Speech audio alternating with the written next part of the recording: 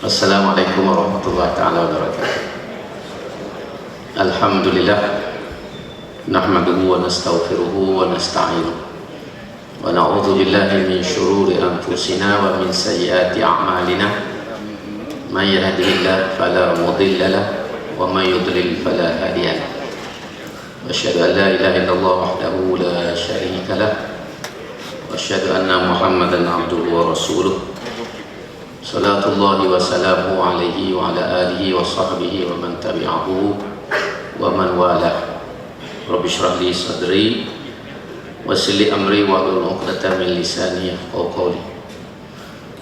Qala Allah Ta'ala fi kitabihil karim, innahum fityatun amanu bi rabbihim wa zidnahum huda wa rabatna ala qulubihim idh qamu faqalu rabbuna rabbus samawati wal ardh lan nad'uwa min dunihi ilahan laqad qulna idzan syatata.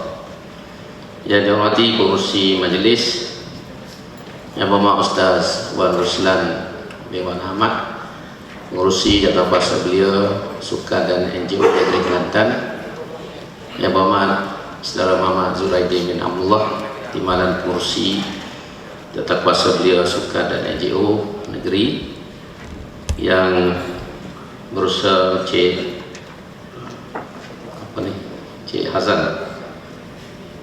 Muhammad Hazan, pengarah pembangunan sosial yang mewakili Kementerian Belia dan Sukan pada pagi ini, yang berusaha Puan Laila Nazura, pengarah Jabatan Belia dan Sukan Negeri, yang berusaha Ustaz Nasruddin Mahmud Muhyiddin, pengarah urus dia Belia dan Sukan ataupun UBES Negeri Kelantan, yang berusaha Saudara Hafizul Nizam bin Abdullah, yang dipertua Majlis Belia Negeri Kelantan, Deputi Hormat Ketua-Ketua Jajahan, Ketua-Ketua Jabatan, para pimpinan belia, tuan-tuan dan puan-puan, datuk-datuk, datin-datin yang dikasihi sekalian.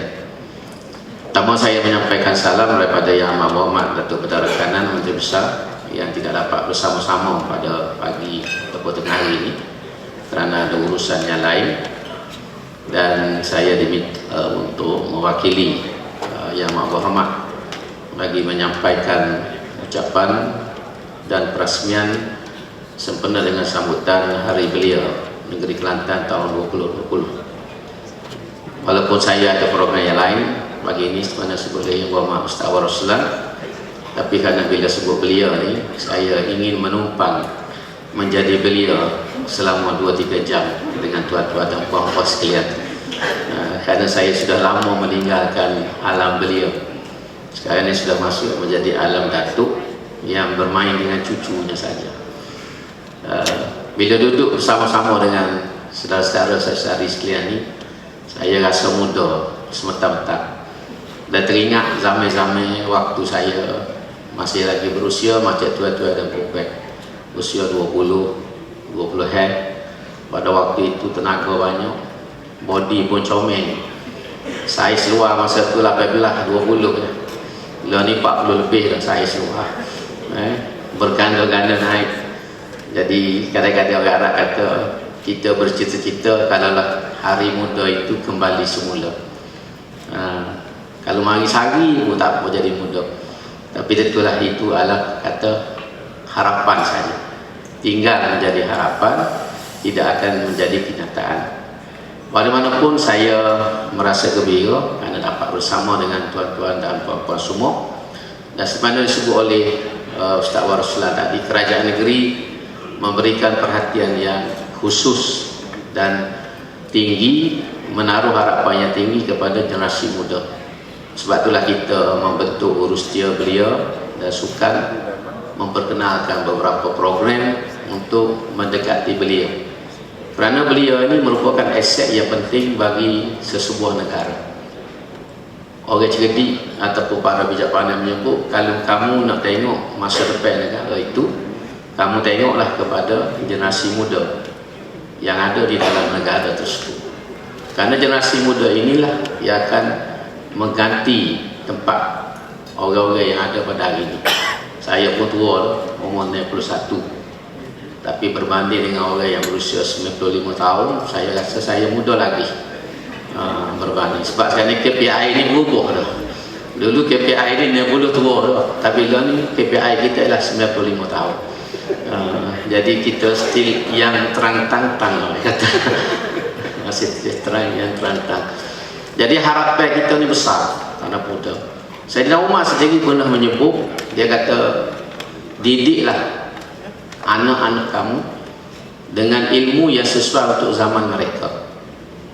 Itu pesannya Sayyidina Umar. Dia kata, didik anak-anak kamu dengan ilmu yang sesuai untuk zaman mereka.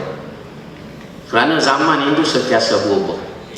Manusia tidak berubah dari segi kejadian, nature-nya, sifat, perasaan tidak berubah. Orang dulu, orang ni, orang akan datang serupa, pasif banget. Tetapi zaman perkembangan ilmu, perkembangan teknologi, sikap dan sebagainya akan berubah. Maka sebab itu kata Sayyidina Umar, hendaklah kamu mendidik anak-anak kamu ni dengan ilmu pengetahuan yang sesuai untuk zaman mereka. Dan kita di Kelantan secara khusus menaruh harapan yang tinggi kepada anak-anak muda, kerana wawasan kita sebagai sebuah kerajaan pun tinggi. Wawasan yang kita letak bermula pada zaman almarhum Tun Guni Hazim, bila dia dilantik menjadi Menteri Besar pada tahun 1990, ialah meletakkan dasar membangun bersama Islam. Membangun bersama Islam ini suatu dasar yang besar dan bukan suatu perkara yang mudah untuk dijadikan kenyataan. Lebih besar daripada wawasan 20-20. Walaupun suatu ketika dulu waktu saya baru jadi wakil rakyat, Kerajaan Persekutuan pada waktu itu telah memperkenalkan wawasan 20-20. Dan wawasan itu disambut dengan hebat oleh seluruh rakyat kerana ia memang merupakan suatu gagasan yang besar. Tetapi kita lihat tahun ini kita duduk tahun 2020, gagasan itu tidak berjaya direalisasikan. Jadi wawasan membangun bersama Islam ini lebih besar daripada wawasan 20-20 lagi. Dan dia tidak ada tempoh hak masuk. Maka kerana itu harapan kita adalah besar. Dan harapan kita ni kita letakkan kepada tuan-tuan dan puan-puan yang kita panggil beliau pada hari ini. Ibarat kalau ke kampung, orang tua ni dia nak akhirnya, dia tak boleh ukat dah pokoknya. Tak eruk dah naik sekaki, dua kaki, lepas tu leluh, kena panggil ambulans. Jadi harapan dia lah orang muda ni boleh ukat dan ambil buahnya tu. Orang tua ni hanya beri guidance, panduan. Sebab orang tua ni dengan pengalaman dia tahu mana buah hak muda, mana buah tua, mana hak beringu, hak sedap dia tahu belakang. Orang muda tak ada pengalaman, cuma dia ada ring. Jadi kita harap gabungnya antara kebijaksanaan pengalaman orang tua dengan tenaga dan semangat yang ada pada orang muda ini boleh menjayakan cita-cita kerajaan di negeri Kelantan secara khususnya untuk membangunkan negeri kita ni sesuai dengan Islam. Sebab nombor satu sekali sejarah Kelantan. Kelantan ini sejarahnya hebatnya dia dengan Islam. Sebab tu Kelantan ini diberi gelar Serami Mekah. Tak ada orang tahu mari mana gelarnya. Saya dah baca banyak, dah tulis tak ada orang yang boleh rakyat mari mana gelar Serami Mekah. Siapa yang memberikan gelar Serami Mekah ni kepada Kelantan? Tapi gelar ini suatu gelar yang amat signifikan. Di Nusantara ini, di Asia Tenggara dulu kita panggil, tapi dulu kita panggil istilah Nusantara. Di Nusantara ini, selain daripada Kelantan, negeri yang dipanggil Serami Mekah ialah Aceh. Aceh disebut sebagai Serami Mekah. Dan gelarannya lah Darussalam. Ada 4 negara saja dari dunia ini menggunakan gelaran Darussalam. Palembang Darussalam zaman dulu, Aceh Darussalam, zaman moden ini Brunei Darussalam. Soal itu saya tak ingat negeri mana. Dia ada 4 dari dunia. Aceh pada waktu itu digelar sebagai Serami Mekah. Dan negeri yang kedua selepas Aceh disebut Serami Mekah ialah negeri Kelantan, Darun Naim. Bukan Darussalam, Darun Naim. Jadi gelaran ini sangat penting. Orang lain kata amat signifikan. Bagaimana dia boleh diberikan gelar itu kepada Kelantan? Mesti ada suatu sebab yang besar. Dan bila disebut serami Mekah, maknanya amat mendalam. Maka sebab itulah bila Tok Guru naik jadi Menteri Ustaz, dia letak dasar membangun bersama Islam. Karena untuk merealisasikan gelaran serami Mekah itu, kita mesti membangunkan negeri ini dengan dasar Islam. Bukan bermakna kita mesti undur ke belakang. Sebab Islam ni sifat dia progresif. Dia tidak pernah undur ke belakang. Islam ni sifat dia menatang ataupun mendatangi zaman. Itu sifat Islam. Sebab tu dia berdepan dengan zaman. Islam tak pernah undur. Dan dalam sejarah ni, bila Islam berdepan dengan alam, dengan dunia, Islam sentiasa menang. Dari segi intelektual yang kita tengok dalam sejarah, Islam berdepan dengan tamadun Yunani, tamadun Greek purba yang hebat di segi intelektualnya pada waktu itu. Ada ahli-ahli falsafah sebagai Aristotle, Socrates, Plato, ada macam-macam yang kita tengok. Ahli falsafah yang hebat, pemikiran-pemikiran yang besar berdepan dengan tamadun Islam, dan Islam tidak undur. Islam menghadapi cabaran intelektual itu dengan ilmu, yang digali daripada Al-Quran dan Sunnah. Dan ulama ini berjaya mengislamisasikan pemikiran Greek purba itu dalam tulisan Aristotle, Socrates dan sebagainya, diislamisasikan dan diselarikan dengan pemikiran-pemikiran yang ada di dalam Al-Quran dan Sunnah. Sebab itu di negara Islam, terutama di Spanyol pada waktu itu, berjaya menjadi gedung ilmu. Islam mereka Spanyol ni 800 tahun. 800 tahun. Dan orang mengaji. Orang Barat mengaji sains ini di universiti-universiti Islam di Spanyol.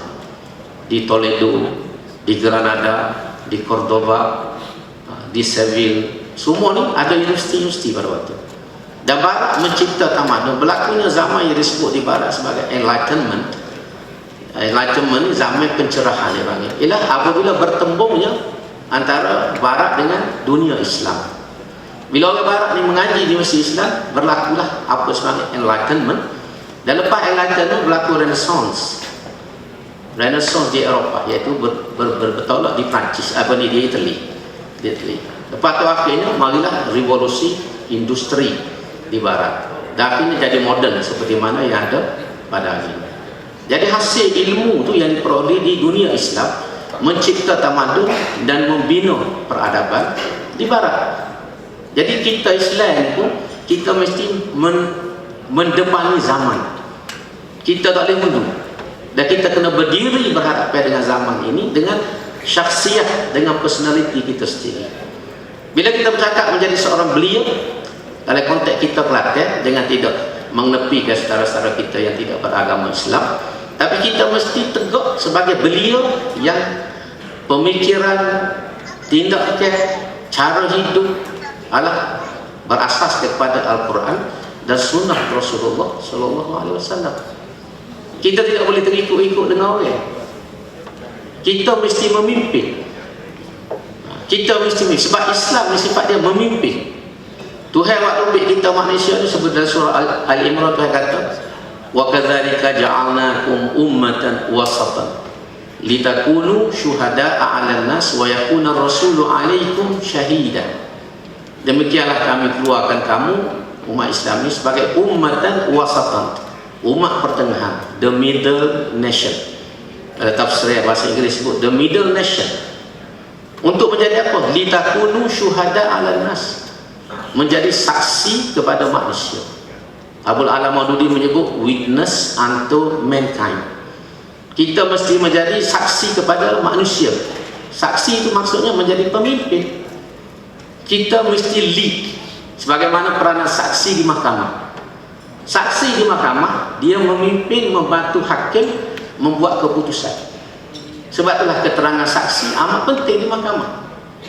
Hakim akan membuat judgement dia, verdict dikeluarkan berdasarkan penyaksian yang dibuat oleh saksi. Maka sebab itu saksi di mahkamah mesti bersifat reliable. Dia tak boleh seorang yang berdusta, perangannya buruk. Sebab itu kita tengok kes-kes di mahkamah ni, biasa orang attack saksi. Orang cuba mencetuskan keraguan terhadap saksi. reliability dia, background dia, kita tengok dalam filem apa semua, orang kaji latar belakang saksi. Sebab bila saksi ni gosok, kes itu jatuh. Jadi kita orang Islam ni menjadi saksi. Maka sebab itu untuk menjadi saksi, yang dalam konteks kata Abdul Alam Maududi menjadi pemimpin, memimpin ummah ini, memimpin masyarakat di dunia, maka kita mesti menjadi saksi yang reliable. Reliable itu ialah kita mesti ada jati diri kita, ada kekuatan ilmu, kekuatan akhlak.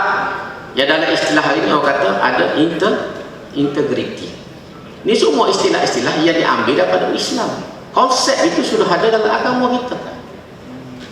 Sebab itu dalam Islam orang yang saksi ini jangan cakap lalu. Ada saksi yang fasik dia sebut. Fasik ni email dia diragui, semaya ber tak tahu mana. Sebab tak boleh jadi saksi. Ayah yang fasik tak boleh jadi saksi nikah anak dia. Dia tidak boleh mengkahwinkan anaknya. Kena ambil hak wali hakim. Pentingnya saksi. Jadi kita ni orang Islam ni syuhada. Menjadi syuhada ni kita mesti memimpin manusia.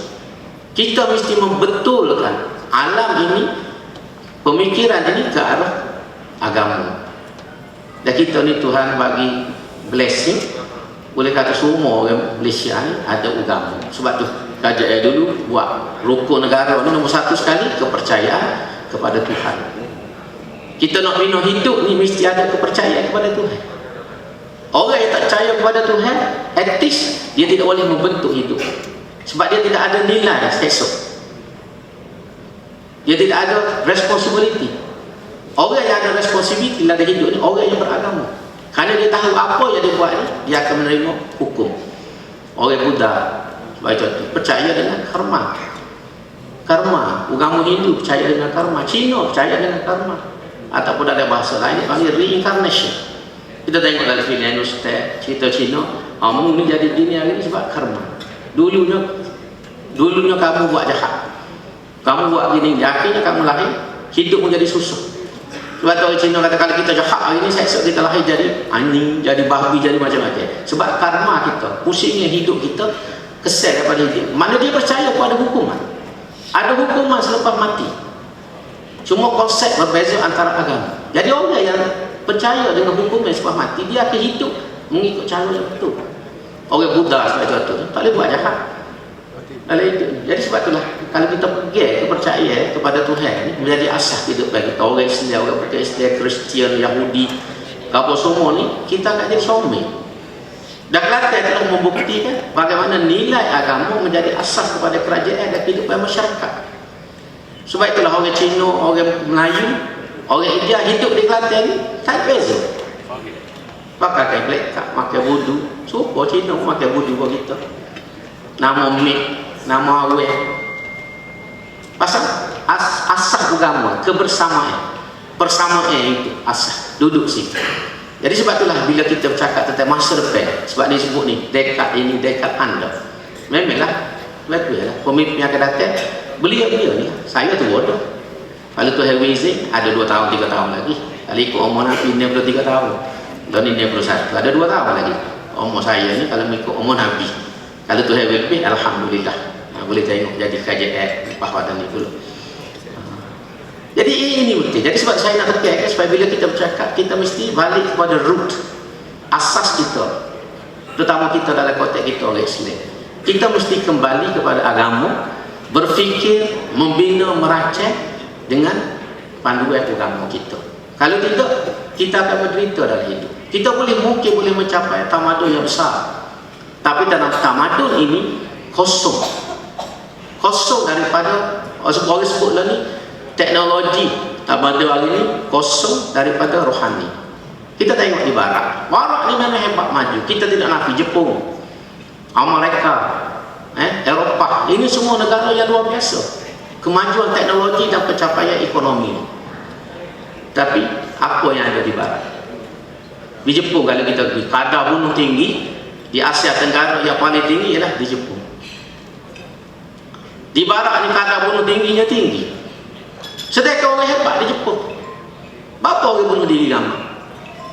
Di barat kenapa gambar orang bunuh diri? Kenapa banyak hospital sakit jiwa? Asal apa? Sebab manusia kosong jiwa. Jadi tak kira kita nak mengulangi kesilapan di barat, membangunkan negara ini dengan pemikiran daripada barat, dengan asas daripada barat.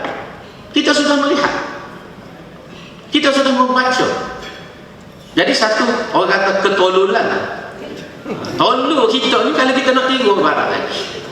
Kita mesti membangunkan negeri kita, negara kita dengan falsafah kita sendiri. Dan kita orang Melayu ni to have blessed, beri rahmat pada kita dengan Islam. Sebab itulah takrif Melayu dalam perlembagaan Malaysia 3. Baca pada takrif Melayu. Melayu dalam perlembagaan persekutuan ialah beragama Islam. Nomor satu sekali, Melayu, takrif Melayu dalam perlembagaan Malaysia beragama Islam, mengamalkan adat istiadat Melayu, pada lazimnya bercakap bahasa Melayu. Jadi kalau orang kecek putih 24 jam di rumah dengan saya, bukan Melayu sebenar. He's not a genuine Malay. Kalau bahasa psikologi panggil pseudo Malay. Pseudo bukan pseudo. PSEUDO. Itu istilah psikologi. Pseudo Malay. Orang Melayu yang separuh. Oh, kalau kecek putih 24 jam terkejut sekali, oh my god. Itu bukan Melayu ni. Itu bukan Melayu. Orang Melayu ni cokek, tu Melayu ni. Cokek tu Melayu tu asal. Jadi tu ayat takrif diberikan oleh orang tua-tua kita dulu dalam pelbagai Malaysia. Melayu ni beragama Islam, mengamalkan adat istiadat Melayu dan pada lazimnya menggunakan bahasa Melayu dalam percakapan hari ini. 3 syarat besar yang mana Islam. Dasar budaya kebangsaan asalnya ialah Islam. Tuan-tuan boleh baca dasar kebudayaan kebangsaan. Antaranya unsur yang satu, tidak bercanggah dengan Islam. Maknanya besarnya peranan Islam itu dalam kehidupan kita. Dan kita bangsa Melayu ini menjadi hebat dalam sejarahnya. Boleh tunggu deh. Mungkin sini nak jumpa Pak Demo. Tikon ni nak kata apa pun. Mana kali tak panggil pun tak pun. Kita pelepah lagi. Tapi saya sebut ni sebab saya. Sebab saya melihat zaman saya dulu. Dan saya melihat masa depan. Kita ni tak leki dah dengan umur kita, kita tak leki. Jadi harapnya besar. Sebab kita sudah melihat kebincangan-kebincangan bila kita tak ada agama. Maka sebab itu kita mengeruk agama. Kita baca dalam sejarah. Orang Melayu ni bangsa yang hebat. Tapi dia menjadi bermakna Melayu ni sebelum orang Islam tu hebat dah. Kerajaan Melayu yang paling besar dalam sejarah ni Kerajaan Palembang. Kerajaan Palembang ini besar tak besar jajah takluknya sehingga ke Afrika Selatan, ke Madagaskar. Tu sempadan dia Kerajaan Palembang zaman Hindu. Lepas tu barulah mari Islam jadi kau kecil, dah akhirnya naik Majapahit. Selepas Palembang ini naiknya Kerajaan Majapahit. Kerajaan Majapahit ini antara kerajaan yang besar, tapi tidak pergi luar daripada Asia. Palembang itu antara yang paling besar dalam sejarah. Hebatnya orang Melayu kita. Tetapi selepas jatuh semua ni tak ada peninggalan. Tak ada peninggalan. Yang ditinggal hanyalah candi-candi. Kalau pergi ke Jawa, kesan kerajaan Majapahit yang paling besar adalah candi. Candi Borobudur, candi apa ni Prambanan, apa semua ni candi lah. Tapi orang Melayu menjadi hebat secara ilmunya bila mari Islam. Orang masa tu hebat. Kerajaan yang besar boleh berlawan dengan Mongol. Mongol pernah menyerang kerajaan Majapahit dan kalah. Kerajaan Mongol lagi balik. Tapi orang Melayu pada waktu itu rambut panjang, kuku panjang, tok mandi, baju tak pakai, pakai cawak. Itulah orang lelaki kuat. Hebatnya. Tapi itu ya. Orang Melayu ni mula mandi, belajar mandi, kerak kuku, gunting rambut, pakai baju bila marinya Islam. Itu adalah sejarah. Sebab itu Profesor Syed Najib, salah seorang guru saya di universiti, dia menyebut dalam salah satu ucapan dan tulisannya, bangsa Melayu menemukan makna dirinya dengan Islam. Itu bahasa dia guna. Bangsa Melayu menemukan makna dirinya dengan Islam. Mana orang Melayu ni jadi orang bila dia terima Islam, baru dia jadi orang. Sebelum Islam ni orang Melayu berkahwin. Dia hanya makhluk biasa, tapi not human being. Bukan orang dalam kata yang khusyuk, yang berfikir, yang melihat jawab masa Islam. Sebab itulah kata Profesor Syed Najib, tamadun Islam di bumi Nusantara ini tidak ada bangunan. Tidak ada bangunan. Kita nak cari kerajaan Melaka, mana ada istana kan? Kerajaan-kerajaan tak ada istilah. Kerana orang Melayu tidak menekankan soal binaan. Tamadun yang meninggalkan binaan-binaan yang besar ialah tamadun pada zaman keruntuhan. Bila manusia tidak boleh lagi berfikir secara mendalam dan halus, dia hanya melihat objek-objek, maka dia membina bangunan-bangunan. Itulah tahap pencapaian. Walaupun teknologi tinggi, tapi pemikiran yang tinggi dan mendalam tidak ada pada bangsa itu. Tapi orang Melayu ni, dia tinggalkan tamadun ilmu yang hebat. Kerajaan Melayu, Aceh, Pasir, Mataram, dan termasuklah kita Kesultanan Melayu Melaka, meninggalkan hasil ilmu yang banyak. Kitab-kitab yang asalnya berbahasa Arab diterjemahkan ke dalam bahasa Melayu. Masa tu, walaupun tidak ada binaan-binaan hebat, orang Melayu sudah bercakap tentang falsafah. Orang Melayu bercakap tentang falsafah, dia mengaji akidah. Orang Melayu sudah bercakap tentang perundangan, dia mengaji fiqh. Fiqh ini jurisprudence. Akidah ni pemikiran. Pemikiran ini adalah bahasa luahnya falsafah. Orang Melayu sudah bercakap tentang kosmologi, tentang alam, dia bercakap tentang alam melalui pemikiran akidah. Belajar ilmu kalian itu belajar tentang atom. Sebab itu dalam ilmu akidah ni dia sebut masa tu benda yang paling halus ialah atom. Kita ngaji dulu atom. Lalu ni dia atom ni pecah dua, proton dan elektron. Masa tu atom lah yang paling kecil sekali. Dalam kita ada sebut al-juz alladhi la yutajazza, juzuk yang tidak boleh dipecahkan. Kita terjemah dalam bahasa Melayu, halusnya serupa biji sawi. Bahasa orang Melayu pun oleh kita serupa biji sawi. Nak ayat halus pun tak boleh nak kerak biji sawi. Waktu orang Melayu bicara apa? Orang Melayu bicara tentang astronomi melalui ilmu falak. Tengok bila nak naik bud, nak start puasa, nak start raya, dengan tengok anak bulan. Nak tengok anak bulan ni kena ada kemahiran astronomi. Kalau tak ngaji astronomi, kita tak boleh tahu bila anak bulan tu naik. Sebab kita bukan senang bulan, orang tak nampak sebab anak bulan. Di Malaysia bulan ada capul dinding, orang tak nampak sebab tu orang tak undi. Apa tak lagi anak bulan alkohol lah tak nampak. Jadi memerlukan kemahiran astronomi yang tinggi. Jadi orang Melayu masa tu zaman tak ada bangunan, tak ada sekolah, ngaji tu tentang perundingan, tentang falsafah, tentang astronomi. Lepas tu belajar tentang matematik.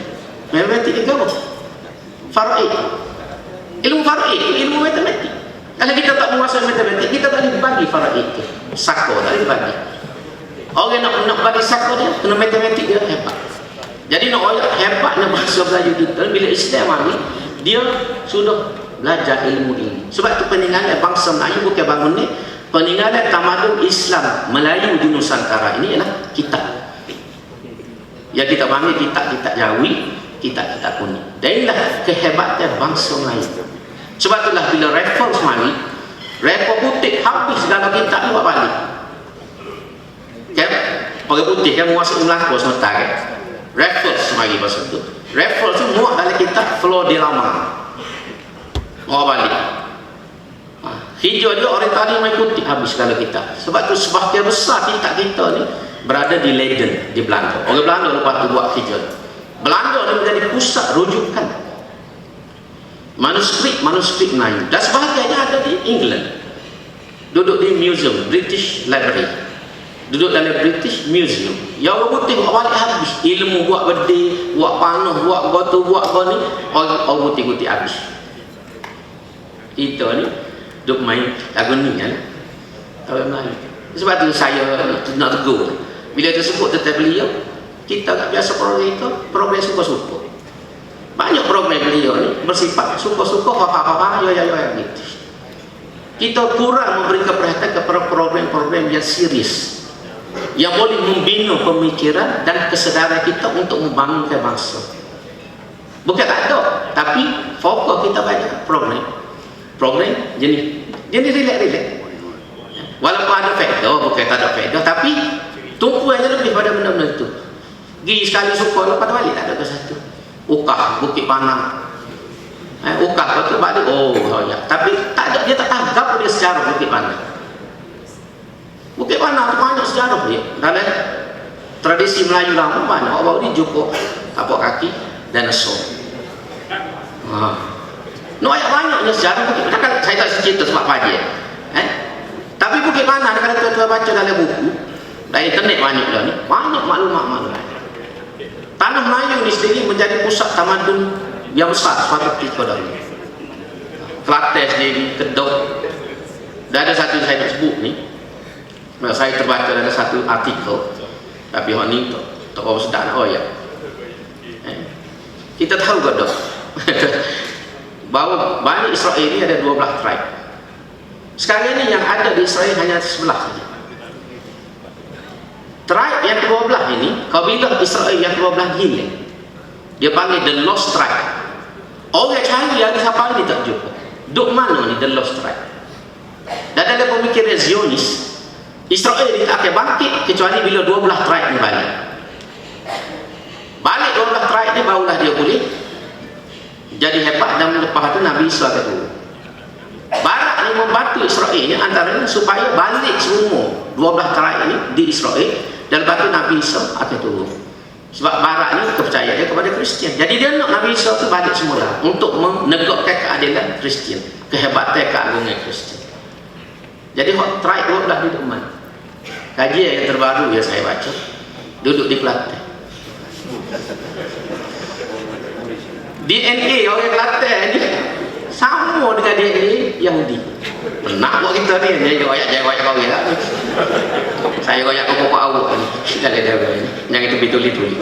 Tapi artikel dia ada. Saya baca artikel. Kalau cari dah ada mana goyak, cari sendiri lah. Dia kaji dia buat. Tapi tak ada orang buat ni confirm. Dia ni sebab kalau dia kaji DNA. Jadi kaji DNA Kelantan, orang Kelantan ni sama dengan Yahudi. Jadi kemungkinan besar the lost tribe itu buat gitu. Sebab orang Kelantan ni hebat. Kelantan ni hebat. Otak dia, gagos tu memang hebat. Sebab bangsa Yahudi jahat tu jahat lah. Tapi bangsa Yahudi antara kelebihannya masa yang hebat. Menguasai ekonomi Eropah. Sampai hari ni pun ekonomi dunia dikuasai oleh Yahudi. Tu so yang dua nak sebut. Yang ni pakai cari. Saya tak tahu ayat mana pakai cari dalam internet. Yang kedua, ya, saya tengok satu betul dalam satu artikel. Sama buku kedua.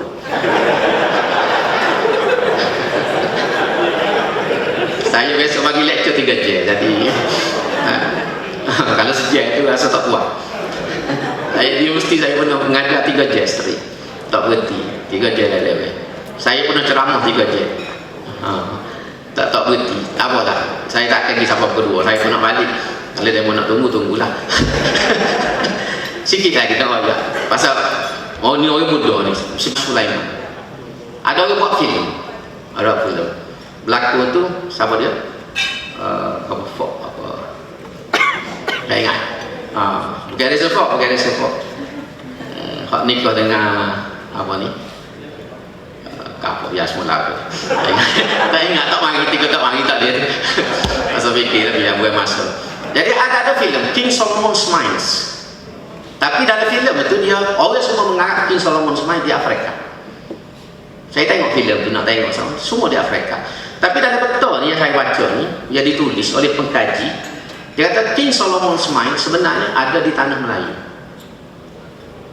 Tanah Melayu ni sebenarnya lombok emas Nabi Sulaiman. Bukan di Afrika. Lombok emas dan juga lombok besi. Senjata yang hebat di tanah Arab. Dalam satu syair Arab disebut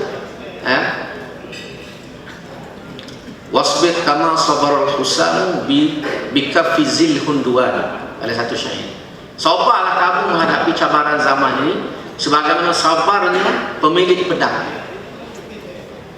pedang Hindi. Dia panggil Zulhud Duwani. Pedang Hindi ini ialah pedang besi tanah Melayu. Hindi ini disebut lautan Hindi ini Asia kita, Asia Tenggara. Jadi besi yang terbaik yang dibuat pedai pada waktu itu ialah besi daripada Asia Tenggara. Dia panggil Zulhundua, pedai India. Jadi dalam tulisan itu dia tunjuk betul siap. Daripada atas Kedah sampai ke Johor ni ada nama belakang, semua ditulis dalam bahasa Hebrew, bahasa Yahudi. Ada nama belakang, sini ada emas, sini ada besi, sini ada batu, termasuklah negeri kita Kelantan. Ini nak ayat benar ni. Kalau kita cantum ni puzzles yang saya jumpa ni, kalau kita boleh cantum semua, kita akan dapat satu gambaran yang jelas dan besar. Dan ini tua-tua ada apa-apa yang kena bela-bela sambil-sambil duk main suka-suka tu, cari gadget benar-benar lagi. Dan Kelantan ni pernah disebut sebagai pusat pemerintahan Jawa. Kerajaan Majapahit itu dia ada dua, Majapahit di timur, Majapahit di barat. Kelantan ni Majapahit di barat, pusatnya Bukit Mana. Waktu Hang Tuah pergi ke Majapahit, dalam buku tu dia tidak bertemu dengan Gajah Mada yang sebenar. Gajah Mada ini ialah gelaran kepada Ketua Pentadbiran Kerajaan Majapahit. Kalau kita lihat ni Perdana Menteri. Jadi dipanggil Patih Gajah Mada. Dan Patih Gajah Mada ni bukan seorang agama, Zami Hang Tuah tu Patih Gajah Madanya beragama Islam. Sebab Majapahit di barat ini Majapahit yang Islam. Patih Gajah Mada pada waktu itu namanya Ali Nurul Alam. Nama sebenarnya Ali Nurul Alam. Salah seorang keturunannya Wali Sembilan. Wali Sembilan ini asalnya daripada Yaman, naik ke Uzbekistan, turun ke tanah Nusantara ini dan melahirkan apa disebut sebagai Wali Songo atau Wali Sembilan. Wali Songo yang masyhur ni seorang yang Jawa, iaitulah Sunan Kalijaga. Pak lain itu Bakar dan Bakar Campak. Dan mari daripada Kelantan. Syekh Said Husin Jamadil Kubro bermula daripada Kelantan, berkahwin dengan salah seorang puteri Kelantan kalau secara. Jadi noyaknya besar kita nama itu. Jadi perannya tua-tua ni besar. Jadi kita agak dengan 2-3 saya tahu ni boleh membuka minda mereka supaya kita berfikir dengan lebih besar kan? Dan sebab itu kita mesti membina jati diri kita dengan agama. Barulah kita boleh melahirkan kerajaan yang baik dan Malaysia yang lebih baik lagi. Tuhan rahmati kita Malaysia ni dengan kekayaan yang banyak. Saya selalu sebut dalam ceramah politik saya, Tuhan bagi kita ni pertama tidak ada bencana alam yang besar. Kita tak ada gempa bumi, kita tak ada angin taufan, tidak ada putih beliau. Banjir kita pun walaupun besar tidak mati ramai. 2014 tu mati 10 orang. 10 orang itu bukan mati kerana banjir, mati kerana lelah. Itu dari 10 orang kita baca. Tapi kalau berlaku di Bangladesh, Burma, banjir menyebabkan mati ribu-ribu. Kita tu tak tahu siapa kita. Bumi yang stabil, bumi tanah Melayu kita. Yang kedua, Tuhan takdirkan di bumi tanah Melayu kita terlalu banyak bahan sumber kekayaan, getah, biji timun, kelapa sawit, uranium pun menurut kajian dia ada di bumi Malaysia. Uranium ini akan menjadi source of power beberapa puluh tahun yang akan datang. Sebab bekalan minyak dalam dunia ini akan habis. Kalau kita baca dalam Quran, akan habis. Manusia tak ada minyak pada waktu itu. Dan orang akan menggunakan tenaga hidro. Tapi tenaga hidro ini pun tidak banyak. Jadi tenaga sebenar pada waktu itu uranium, menghasilkan tenaga nuklear untuk menjadi source of power. Bukan alat berat, tapi source of power. Jadi Tuhan siap lakon dah dalam bumi tanah Melayu. Yang kita perlu di Malaysia adalah kepimpinan politik yang baik. Pemimpin politik yang amanah. Bukan parti amanah, yang amanah. Jangan buat salah tu. Jangan buat salah nak parti amanah. Dok, pemimpin yang amanah, trustworthy. Pemimpin yang kompeten. Pemimpin yang baik. Yang disebut dalam istilah kita orang Islam, soleh. Tu kena ingat boleh. Jadi kita mesti membina kepimpinan yang soleh. Biar ada pemimpin yang soleh. Pemimpin yang soleh ini bila naik ke atas, dia menjaga kepentingan negara dan rakyat lebih daripada kepentingan pribadi. Dan inilah masalah besar yang kita terima di Malaysia dan seluruh dunia. Kita tidak dapat melahirkan pemimpin yang soleh, kepimpinan yang baik. Cerdik tapi tak boleh harap. Cerdik tapi pecah amanah. Bijak tapi bijak untuk kepentingan dia. Jadi kita kena baiki ni tua-tua yang semua ni agak ambok tua lah, tapi boleh tani lagi nak jadi tanam teri baru 91. Jadi kalau kita boleh membina, tak kira parti ke, saya cakap cara parti ni cakap secara umum. Kalau kita boleh membina pemimpin yang baik, yang iltizam dengan agama, yang ada akhlak yang mulia, yang berwawasan jauh, insya-Allah Malaysia ni akan jadi lebih baik daripada apa yang ada pada hari ini. Ini yang kita nak sangat. Yang kita duduk tunggu semua, yang kita duduk usaha ni, sebab itulah kita dalam konteks kita kalau kita cakap parti, apa kita PAS ni, bawa politik Islam sebab kita nak bina dengan Islam. Biar orang naik ni membawa mesej Islam. Bukan parti, tapi Islam. Kepentingan Islam asal ulama. Lebih lagi kita Kelantan ni kerana negeri Serambi Mekah. Maka pemimpin mestilah pemimpin yang soleh. Tuhan sebut dalam Quran janji tu. Walaqad katabna fi zaburi min ba'di dzikri annal arda yarithuha ibadiyas salihun. Tu janji Tuhan dalam Quran. Walaqad katabna fi zaburi, kami telah tulis dalam kitab Zabur ni, annal arda, sesungguhnya bumi ini, yarithuha ibadiyas salihun, akan diwarisi oleh hamba-hambaku yang soleh.